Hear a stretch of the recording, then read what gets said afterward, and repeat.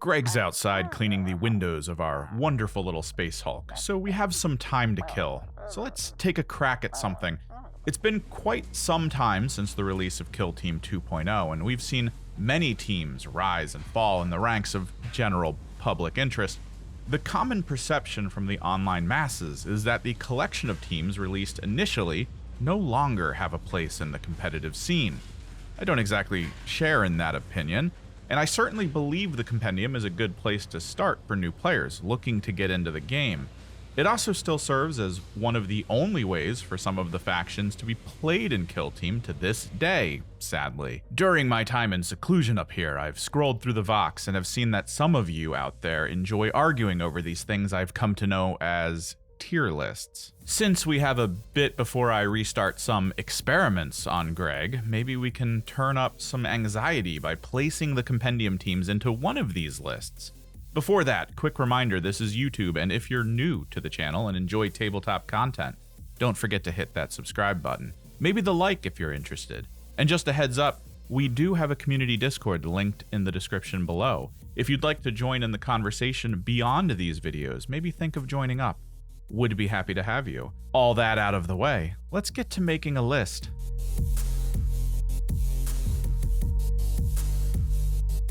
Right off the bat, let's set up some ground rules. Currently, we are under the umbrella of the Q4 2023 data slate. It is very apparent that not much will be changing with the Compendium teams going forward. However, 3 teams from the Compendium have been fully replaced by groups that feel more bespoke. So among all the possible team options, we will be removing the Troop, Thousand Suns, and Forge World, as all of those have updated versions of their lists. We'll be sticking with teams that are intrinsically Compendium, which is usually defined by a lack of tac ops. In most instances, there is also less effort put into the intricacies of the team, but one of the big components for competitive Kill Team is built around the unique missions these squads can complete. There has also been a slew of FAQs and changes to teams, including things like decreasing Talons of the Emperor APL or increasing unit counts in squads like the Space Marines and the Death Guard. All of the changes up till now will be ones I take into account for this, and placement in the list is going to involve a few things. It won't just be about whether or not I feel the team will effectively win all the time. There are too many factors in the actual tabletop to guarantee any one of these teams will be dominant at all times. For me, the intrigue comes from what the team can represent for a player who is seeking something relatively interesting and highly adaptable to bring something new to the table that keeps them excited about playing Kill Team. First up on the block, the Ecclesiarchy.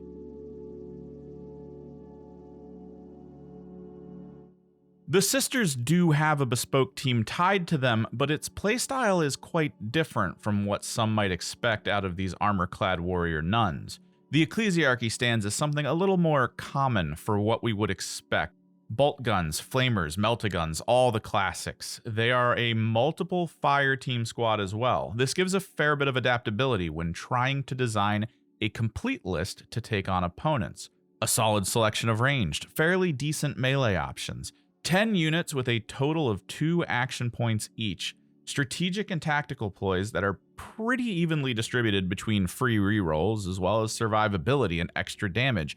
A fairly standard selection for equipment. Basic kinds of grenades, some healing, rerolls, survivability enhancements, nothing too wild and out of the box. But the ability to adapt between melee with a little taste of feel no pains and the benefit of shooting based nuns certainly makes the team viable in an overall sense.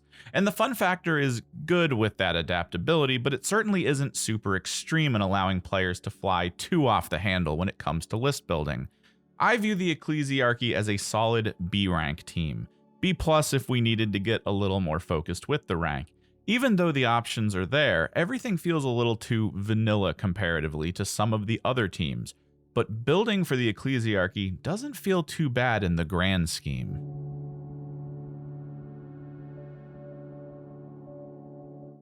For those who are annoyed if they have to move and activate more than 4 units at a time, the Talons are simple and straightforward. They were cut off at the knees a little bit when their Custodian Guard had their APL reduced to be a little less ridiculous, but that doesn't limit their competitive nature. Dipping into the Sisters of Silence is usually a good way to fill the issue of action points with the team. Their strategic and tactical ploys continue the simplicity. Shooting more, fighting more, shooting even more. Not a lot going on there. Their equipment is a little out of the norm, however. Still some basics when it comes to rerolling and survivability, but a lot of the gear is a little underpowered when compared to some of the things that are considered common for other teams. Of course, the units you can pick from tend to be insane in statting and power. These stats make some misplays more forgiving. But the limited unit amount when aiming for the 4-man squad forces this team to have to make next to no mistakes. The APL change was certainly a way to force players aiming to be competitive to have to use the Sisters of Silence, and there isn't a lot of adaptability to those. On power alone, the Talons would probably be placed in a B or A position on the tier list, but since I'm trying to view this from a position of maintaining player interest to continue playing, I would have to firmly place the Talons in D tier. Commence the shouting in the comments. I just feel like the cut and dry nature of this squad makes them bland when used in a repetitive fashion over the course of many games, and some of the more unique abilities, like the Sisters function of shutting down psychic actions, isn't something that will commonly help them. Just a boatload of power in a very uninteresting box.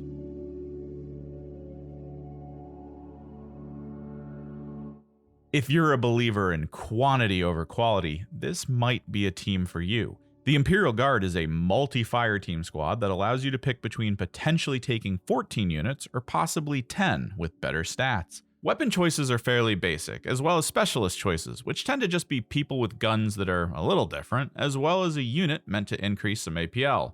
A decently wide option for strategic ploys that feel a bit like the larger faction's order system, even requiring that the units who gain the benefit be close to the leader of the team. Weirdly, only one tactical ploy. It's a good one, but I feel like they could have done more. Fairly basic equipment choices, generally just a bog standard team. Thankfully, since the release of 2.0, there have been several options added to the Imperial Guard type of team, which is good, since I would place the Compendium Guard firmly in F tier. Just a little too basic, and the squad-based specialty of applying ploys as orders around a leader doesn't exactly help the squad interest.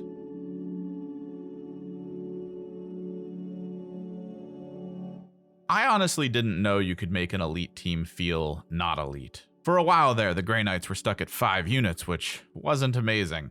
They finally have the numbers of an elite team, just not the wounds. They're capable of dipping into the realm of extremely powerful melee, ranged, and defense, but usually by a choice tied to a psychic action. Only a small handful of units, and a limited selection of weaponry, built almost exclusively around the idea of rerolls. For those who are familiar with the Space Marines and Kill Team, the strategic and tactical ploys feel very basic. There's a little bit of flavor in there, however, with some elements of survivability and a little bit of extra speed.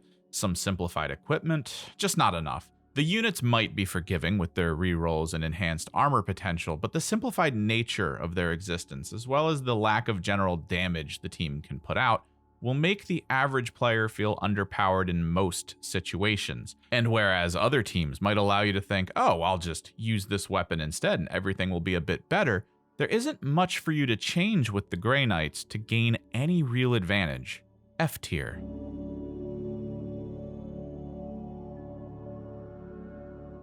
This is going to be hard. Of all the Compendium teams, the one with the greatest amount of options is the Space Marines, at least when it comes to units and equipment. Their ploys are fairly basic because they have to cover all bases for a lot of possible squad options, but the equipment list is a collected miscellany of items that can only be used by certain types of units that are choosable in this team, which is odd, as the team isn't a multiple fire team option concept. You get to pick one of 9 options. This can be fun for list building with tournaments in mind, as you'll be able to possibly take 3 separate fire teams that have drastically different tactical purposes. That alone should keep this team fresh for anyone playing it. And on top of that, the Space Marines are the source of one of the closest to bespoke options in the Compendium, the Death Watch. a team of extremely adaptable units with a wide variety of gun options and melee potential. For all of these possibilities, keeping lists and gameplay styles fresh in a fairly consistent manner, I would consider the Space Marines to be, as a whole, S tier. It's simply for the fact that under the umbrella of Space Marine, there are so many options. If they were all to be separated into their own little groups, I feel as though each individual team outside of the Death Watch would probably be floating around a C or a D, depending on accessible equipment and ploys.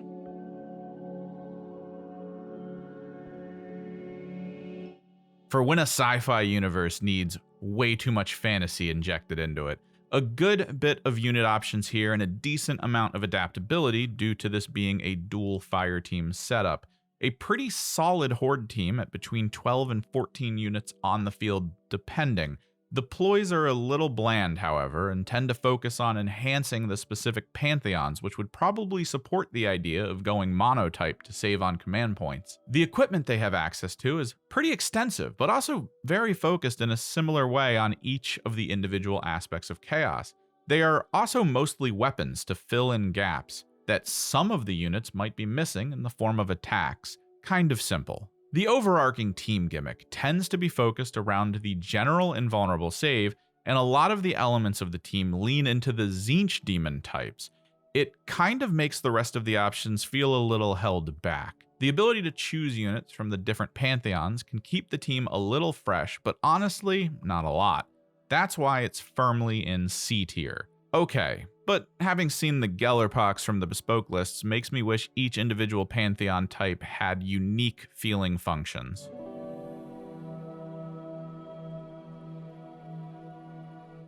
As per usual, the Chaos iteration of the Space Marine faction has way less options when it comes to team makeup. That's not to say they aren't exactly effective, and there is a little bit of adaptability in the style of fodder units that come in bulk. You'll either have 6 elite marines or a blend that equates to 11 possible units, but the choices for these units are very limited. The marines do have a decent enough selection of weapons to hold their own in combat, but seeing this collection of possibilities makes me happy that the Chaos Legionary came into existence shortly after 2.0 was released. A wholly uninspired collection of possibilities.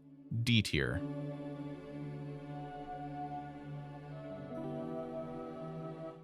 I did a whole overview video on these guys because of how interesting they generally are. In contrast to the basic Traitor Space Marines, the Death Guard have a little more variety in their list. In a similar fashion, you can take a full team of elites or a chunk of elites alongside a grouping of fodder units. Their specialists among the elites feel a little more fleshed out than the simplicity of Traitor Space Marines. The strategic and tactical ploys they bring to the table have a handful of unique Death Guard specific options alongside some simplicity. And their equipment options have some very unique Nurgle flavor as well. The most important thing is that the team has a built-in ability among all of its units that make it feel like an almost pre-existing faction ability, like how some of the bespoke teams work. Even though there is not a ridiculous quantity of options like the Space Marines list, they still bring with them a wide facet of adaptability and survivability that could keep a player's interest for a while. A tier.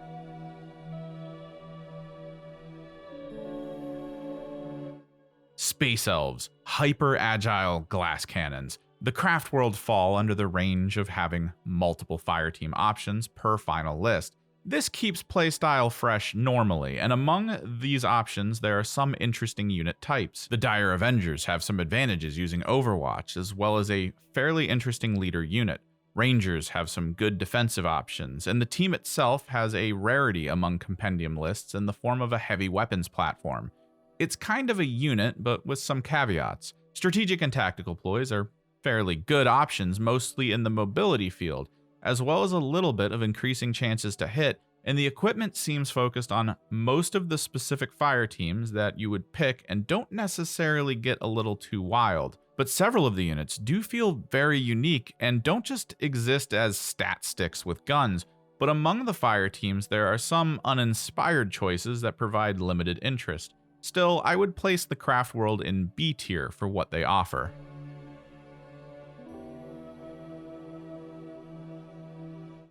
Let's add some drugs to those space elves. The Dark Elf variant of the Craftworld is a bit more basic for its options. A player can either focus on all ranged, all melee, or a split of both. Interestingly, their ploys push the boundaries of what is considered basic a little bit. There are certainly some that fit simple roles that most teams tend to have, but there are some flavored ploys within the team that feel very exclusively Dark Eldar.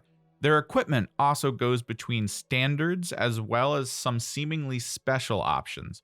Overall, these two things give the team a little bit of flair that puts them beyond the normal. The units and specialists themselves feel very basic for the most part, but I feel like tying the adaptability of equipment and the flexibility of their ploys make them a very enjoyable team. B tier.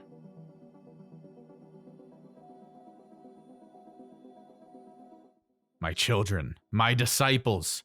The White Dwarf magazines released updates to a lot of the Compendium teams, but when they released the update for the Brood Coven, they decided that since they were leaving units behind while adding more, rather than simply adding on top of what was already there, the Brood Coven would continue to stand alone.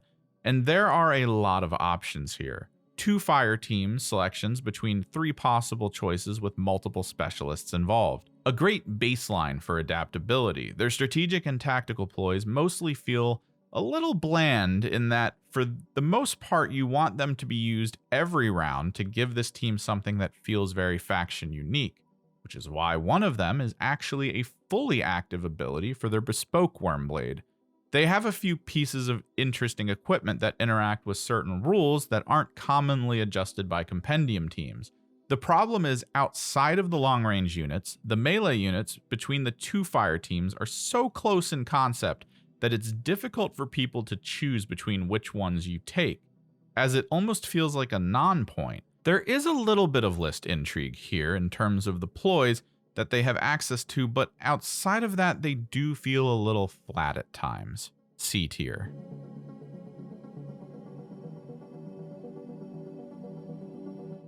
Hunters with muskets and wild animals. I am glad the Kroot got a separate kill team outside of the general Tau Empire, especially since they have units that feel themed in a whole other direction than what you would expect. They have some focus and stealth ambush play among their ploys, but for the most part, many of them feel like simple free rolls or interactions with conceal orders, and their equipment feels less than interesting, even when compared to most simplified collections of items. Normally, equipment fills in gaps that the squad has in options, but the Kroot lacks so much in damage that you would hope they could have access to some kind of crack grenade or damage enhancement. It seems like the goal is to be prepared to lose many of the 12 units you have access to in order to wear down your opponent. 11 if you take the very unique Krootox. Not a lot of large beasts used in the realm of kill team, but seeing this option in a Compendium team always brings a smile to my face. Sadly, what the team has in unique style doesn't change the fact that I can't imagine too many players would enjoy such a low lethality team. D tier.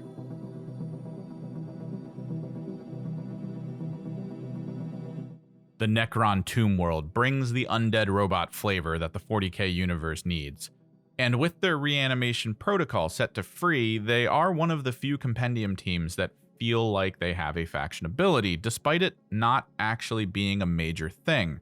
They are a dual fire team design and can pick up a small handful of interesting options in the realms of ranged and melee. And despite being such a slow team overall, they have some mobility strategies that can give them a surprising upper hand at certain times during the match. Their equipment fills a few gaps in their power, but it doesn't really bring too much to the table in the line of mind-blowing faction-specific options. But on top of the free revive, all the models have the ability to heal at the beginning of every round. Yet another unique ability that many of the other Compendium teams don't even get near. Not a lot of specialist options, but I feel like a player using this team and being put against most of the other ones we've gone over so far will find enjoyment out of the sheer oddity of how the Tomb World works in general. I would place them at about a B.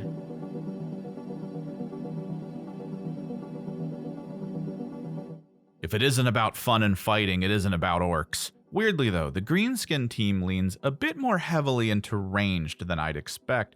There are some solid melee options for sure, as well as some Gretchen possibilities for a slightly more orcish feel. Sadly, their ploys, even though they are named in very orcish ways, tend to be very basic. Even the classic WOG is simply just a way to upgrade a little bit of damage, nothing else. They bring some equipment to fix some options and provide a little bit of support to the boys, but in general, their stats being only slightly above what a common horde team is in terms of durability doesn't really bring enough orcish uniqueness to the table. Need more crumping and less range. C tier.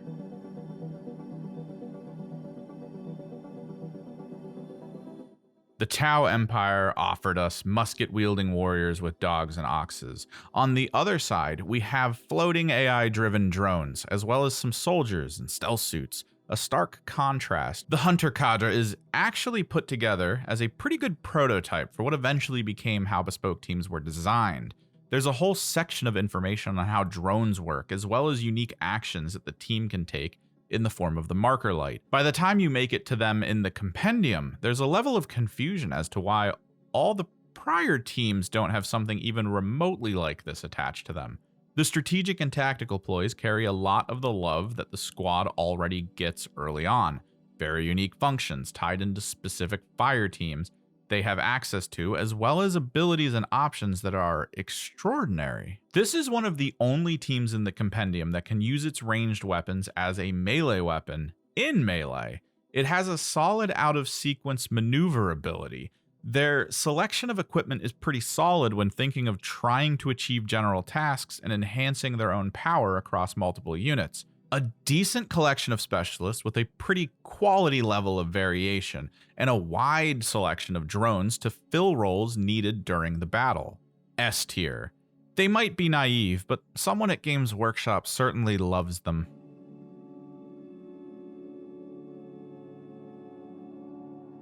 I'm actually kind of sad talking about this. At this point, 2 seasons of Kill Team have come and gone, and many of the factions added actually bolster already existing bespoke team factions. Yet the Tyranids still are denied their day in the limelight. That being said, this Compendium team isn't half bad. It's actually kind of interesting that the Tyranid and the Tau both uniquely have faction-specific abilities, and the Tyranid have a strong one. Even among regular bespoke teams, the ability to ignore injury statuses drastically empowers the units protected by it. And the fun of the Hive Fleet is that among the options for fire teams you can take and blend, there is an interesting collection of fodder, mid-tier strength, and elite possibilities. There is a bit of a forced limit though on this, as the elite units are all stuck at APL 2, a true travesty. The ploys and equipment did well to carry a Tyranid-focused feel with them, and almost every unit outside of the fodder have unique abilities attached to them. Some, like the Gene Stealers, bring with them an ability that was later seen as the faction ability for the Eldar Bespoke team. Looking back, it's almost like Games Workshop knew that they had no plans to drop a Tyranid Bespoke team. Please. Von Ryan Leapers led by a Lictor. Make it happen. Otherwise, this team is actually A tier. The wide gap in variation between the units can create some interesting medleys of options despite not having a ton of specialists. Hopefully we'll have something to compare them to soon. This year? Maybe? So this is it. My list. My opinion. Emphasis on opinion, since I think some of you need to be reminded that this isn't written in stone as fact. I know how you are. And you're probably seething to let me know just how wrong some of these choices are, to let me know I've missed so much and overlooked such great qualities for some of these teams, or maybe even oversold some aspects as more important than they really are. Take that rage, put it in a ball, and toss it in the comments below to enhance my metrics. Or maybe just make your own list and join up on our Discord and show it to us. It could be interesting to see the way in which most of you view these teams, although I imagine at least one of you will put them all in F tier and claim Compendium sucks. Your strategic weakness is showing. Either way, thanks for watching. I think we'll take a look at Season 1 and Season 2 pretty soon as we wade into Season 3. Hopefully this can spark some conversation going forward, and as always, likes for the like god and subscribes for the subscribe throne. I am Commorrite, and I'll see you in the next one.